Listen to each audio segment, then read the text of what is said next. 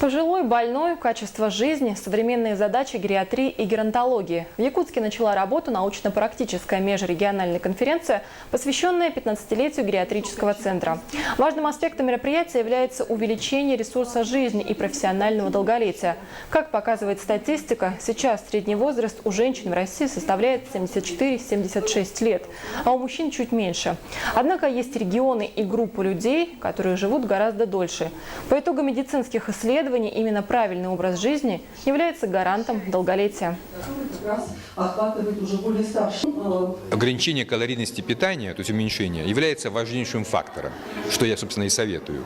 Уменьшение в рационе жирной пищи и сладкой крайне важно. Дозированные физические упражнения тоже очень важны для любого человека. Ну и, конечно, использование новейших технологий в плане применения определенных препаратов, витаминов и так далее. И среди них важнейшим являются это препараты пептиды, то есть это маленькие белки, те, которые у нас в норме есть в организме. Но с возрастом их концентрация уменьшается. Поэтому введение этих пептидных препаратов в организм позволяет увеличить ресурс организма.